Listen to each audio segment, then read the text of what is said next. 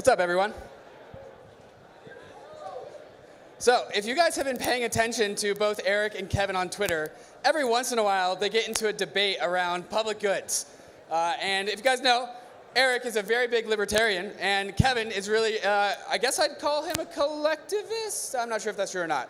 Anyways, while these two men have done so much for this industry, and they are 99.999% the same, they tend to disagree on one thing, and that is the priority of individualism versus collectivism. So we're going to unpack this today on the Spankless podcast. And so I'm going to start with you, Erik. Erik, why is individualism at its very essence good, and how does crypto enable individualism? All right, well, first I want to clarify something, that I am only an average-sized libertarian. I'm 5'11", so there are bigger ones than me. All right, so rephrase your question. Why is individualism good, and how does crypto enable individualism? All right, so I'm actually a little bit disappointed that even answering why individualism is good has to be a thing now. This used to be like understood by most people, at least in America, that all individuals are, people with different preferences. And to respect individuals as themselves with their own preferences is like a really good basis for civilization.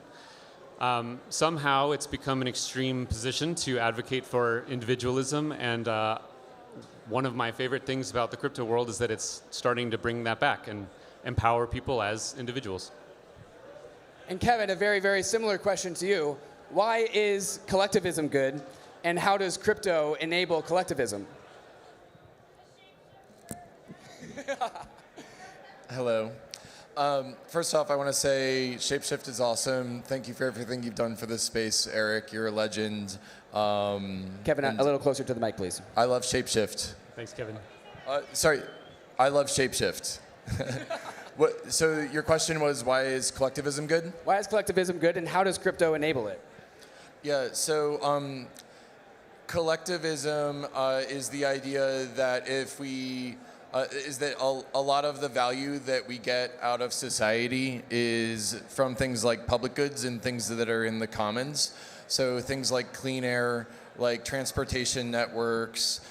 This whole space is enabled by the internet, which was researched at ARPA through a government grant. And so the idea here is that public goods are good. 80% of the value that we get from our lives is from public goods. What good is a Lambo if the sky is on fire? And public goods are good, and we tend to take them for granted until we don't have them anymore. You don't realize you don't have clean air until you're breathing toxic air. You don't realize that our digital infrastructure is underfunded until there's a black swan event and there's a huge hack. And so basically the idea is that we're all standing on the shoulders of giants, and even the most successful entrepreneurs in this space have been standing on the shoulders of giants. They've been enabled by the generations before them, contributions to humanity, and that we should recognize and respect that. Crypto in Web3 allows for greater combinations of strength and intelligence to come together and to fund public goods. And I think that that's one of the really great opportunities within the space. Erik, do you think that cryptocurrency enables individualism more than it enables collectivism? Is cryptocurrency inherently an individualist technology? Yeah, cryptocurrency is absolutely fundamentally an individualist technology. It provides every individual with sovereignty over their wealth, their finances, and now far beyond finance. So absolutely yes. At the same time, I agree with a lot of what Kevin is saying. Public goods are very important. I think what we disagree with is like how they should be funded. Just because something is a public good doesn't mean you need to steal from your neighbor in order to fund it.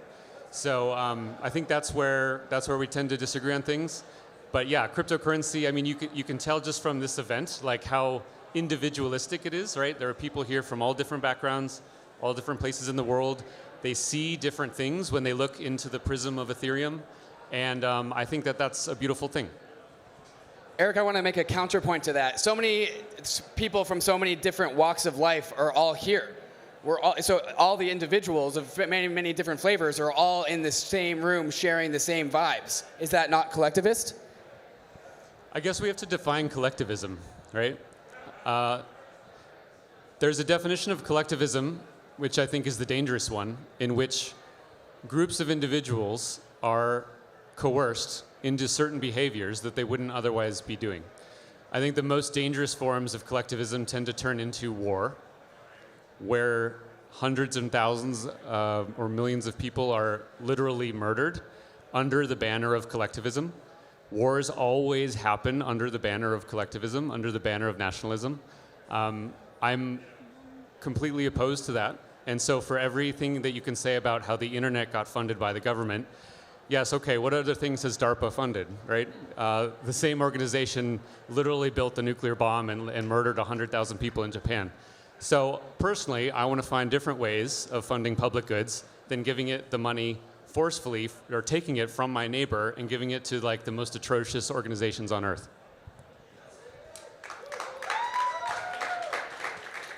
Kevin, do you want to respond to that? Well, I'm happy to respond to that, but I think generally what we're trying to do is create a synthesis, not a tit-for-tat conversation between me and Erik.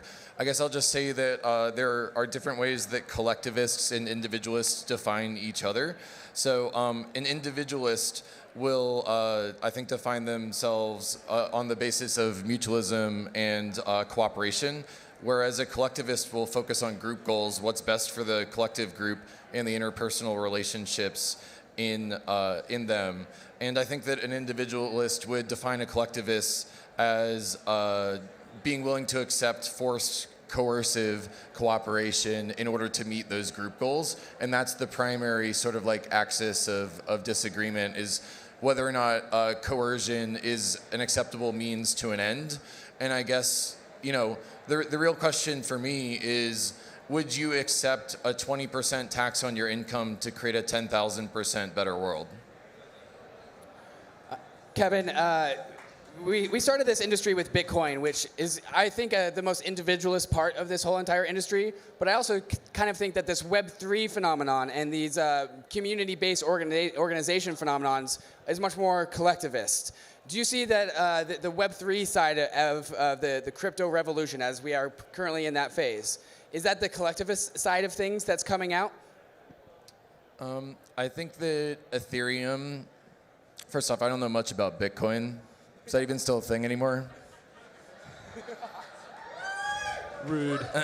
Ethereum is a programmable Turing complete global transparent and immutable substrate for human coordination. And when something is programmable, you can program your values into your money. And so I think that there will be different parts of the Web3 ecosystem that will program different values into different monetary systems. And some of them will tend more towards multiplayer games and collectivist type things. And some of them will tend towards more single player games. And I think that that's great. The great thing about crypto is that it's founded in a root of not your keys, not your coins. And that allows you to fundamentally have sovereignty over your bank account, which is fucking cool.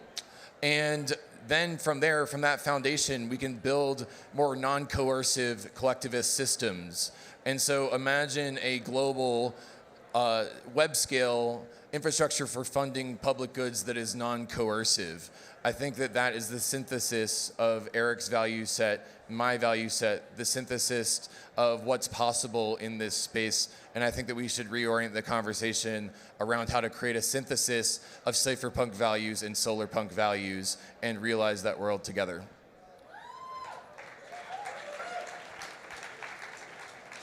So in search of that synthesis, you guys, I think, have both articulated a pragmatic argument, but coming from two different angles. Erik said that DARPA made the internet, but it also made the nuclear bomb. Or while we can create one good thing out of a collectivist government efforts, 10,000 evils come after that. But then Kevin says that what good is your Lambo if the sky's on fire? And so we need some sort of government management or public goods funding to make sure that the sky's not on fire. Both of you guys seem to be articulating pragmatism as your arguments. How do you guys square this thing? Erik, can we start with you? I think when I look into the crypto world, I see people ultimately cooperating peacefully with no central coercion. And I think it's a beautiful example of what public goods actually can be created without coercive funding, right? There are so many things that the public here use in terms of infrastructure, code, mathematics, language. All of these are public goods, and they're not, funded coercively. So I think a lot of people maybe just don't quite realize how much actual spontaneous order exists around them that isn't coercively funded in the first place. Kevin, you want to answer that same question? Do you want me to repeat it? Sorry, could you repeat the question? Yeah, both of you guys seem to make pragmatic arguments to justify why perhaps you should prioritize collectivism over individualism. Erik said that, well, we can produce the internet via collectivism, we might actually produce wars as a result. And the trade-offs, Erik, and what I think Erik says, the trade-offs just aren't worth it. But then you say, pragmatically, it's actually just worth it if the government can take 20% of my money, if they can make my roads not bumpy and my air very clean and my water very clear. So how do we square these things when both of you guys are making pragmatic arguments? Yeah, well, I mean, I guess it sort of just depends on what you think the biggest threat to human thriving is. I think that we're in this space to create a thriving of a global citizenry that no matter where you're from, no matter who you are, what your background is, that you can create thriving both economically, emotionally, socially, and so I think that it really just kind of depends on whether you think the biggest threat to your thriving comes from coercion of a collectivist actor, or if you think that the biggest threat to your thriving comes from global coordination failures like climate change, underfunded digital public goods, transportation networks, clean air and water, herd immunity, and those type of things. And so depending on which one of those things you think are the biggest threat to your thriving, I think that maybe that's where the chips fall. All right, guys. In your opinion, what's the best way to find a non-coercive way to fund public goods? How would you prefer it be done, Erik? First, you have to define what public goods should actually be, right? So one of my main issues with government generally is that they simply get bigger and bigger and bigger, and they're always providing more and more things under the guise of public good. So there's probably a lot of things that Kevin and I both think are like legitimate public goods that need funding, but that's such a small portion of what government money actually goes to. So limiting the scope of what is an actual public good, I think, is important first. I think we all know, like, if the only thing the government did was make sure the air was clean and build roads, like, there would be no libertarian movement, right? That wouldn't be a thing. But that's not actually what your money goes for. That's just such a tiny piece of it. So yeah, I'll leave it at that. Yeah. So I mean, I think that the question is, how do we coordinate to fund public goods? And one of the things that I see with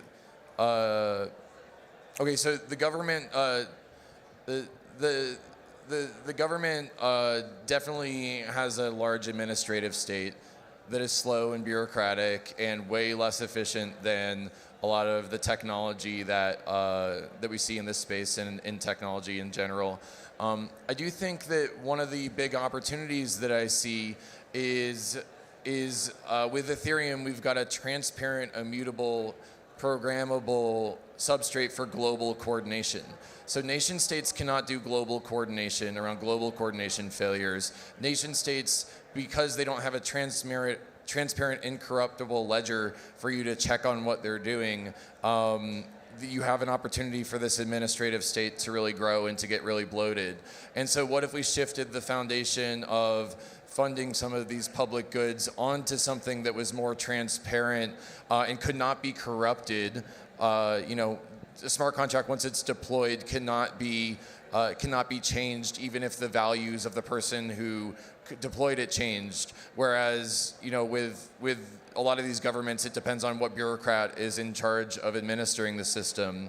And so I really just think that we've got a foundationally better substrate for human coordination with blockchain-based systems for creating transparency and therefore accountability.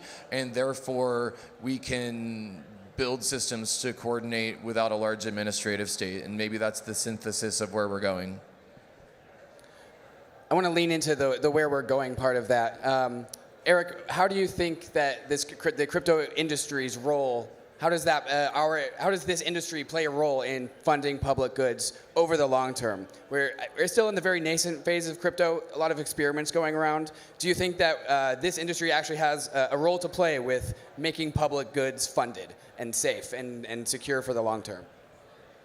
I may be stuck in the past, but my generation of crypto people are still focused on sort of the first mission, which is removing money and finance out of the hands of government. That is a monumental undertaking and is starting to work, but it's going to be like a decades-long process. I love that there are people now in crypto that have different missions and are using this technology in other ways. So that's great. But when someone says like, how should crypto be used to fund public goods, that's such an alien concept to me, because it seems like a question that might be appropriate in the future. But today we still have the Federal Reserve. Today, someone born in a certain country can't send money to someone else just because of like their background. Today, everyone here and their fiat currencies are being debased at 10% a year. And until we stop that cancer, I think it's almost futile to start talking about the public goods that also do need funding in some other way.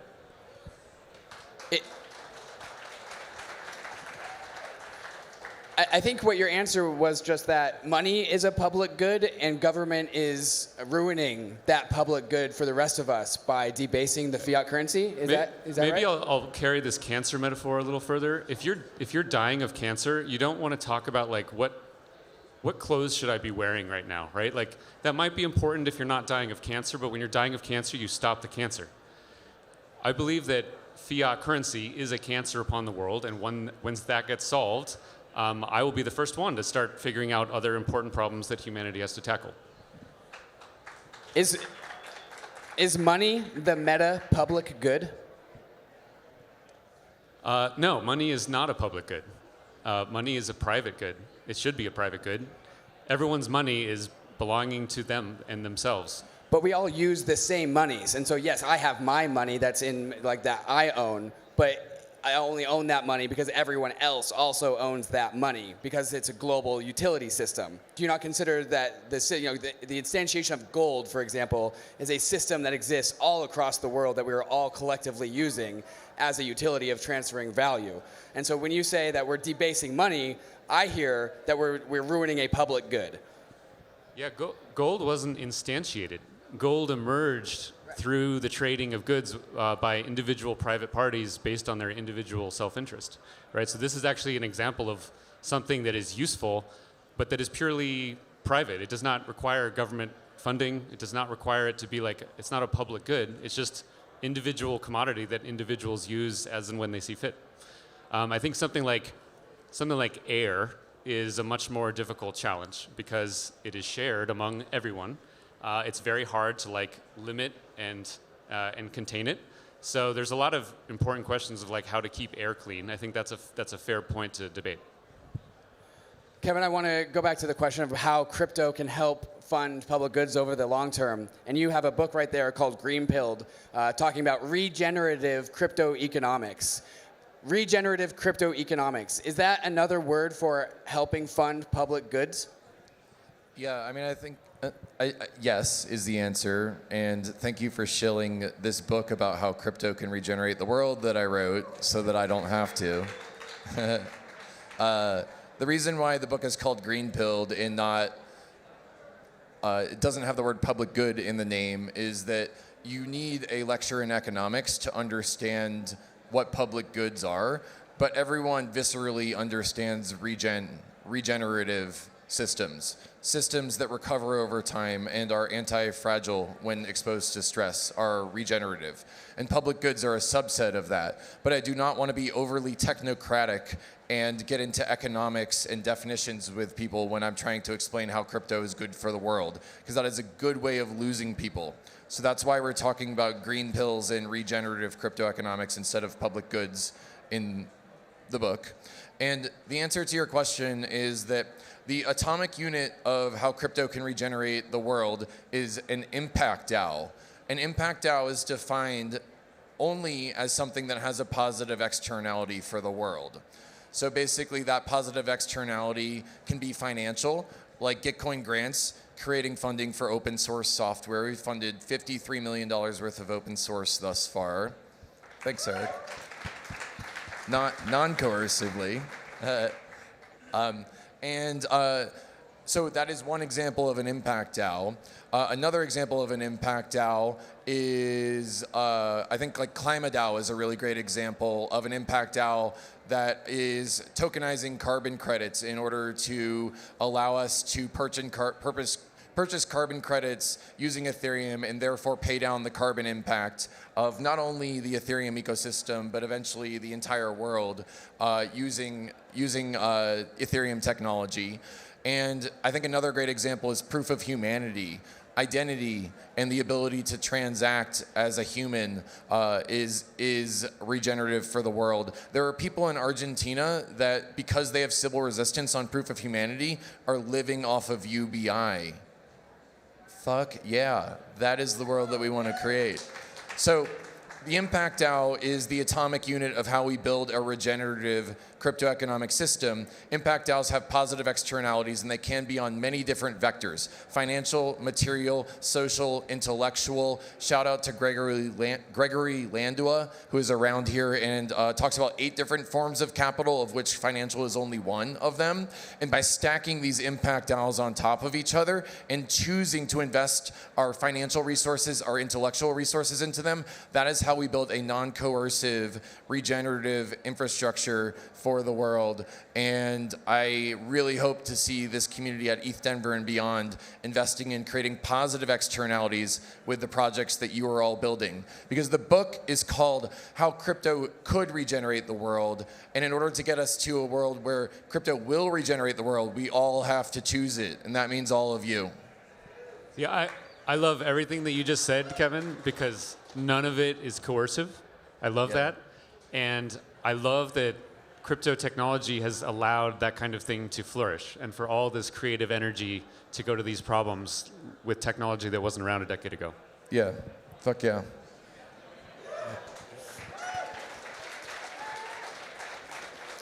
Kevin, when you talk about regenerative crypto economics, I picture in my head a mesh network of many, many systems that all have positive externalities upon the world. And you rattled off a bunch of different categories where if we can make impact DAOs in all these different categories and they can grow to fill the void of the world around us, all of a sudden the engagement in these things start to produce some sort of basal level of funding for the world around us. As this mesh network of DAOs grows out and comes to maturity, does that strip away some of the responsibilities that governments currently have? We're not there yet, and I don't really speak bureaucrat, so I don't really know. Sorry.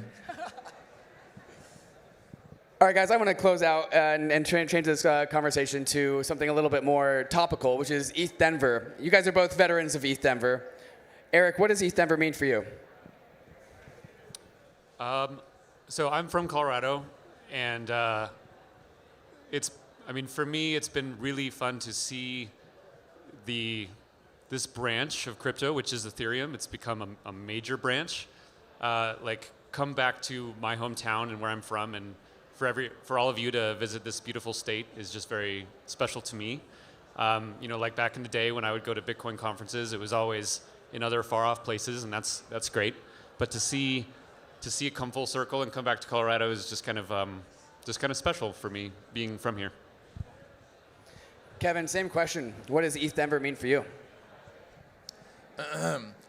ETH Denver is a Schelling point for us all to come together, commune with our collective possibility, build the future, and we are going to put Colorado on the map as the place to move to when you want to build the future. Miami's got nothing on Colorado, David.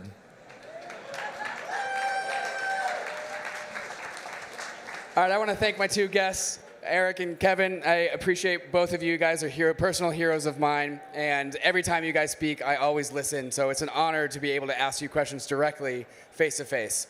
Cheers. Thanks, David. Cheers. Thank you so much. Thanks, Kevin.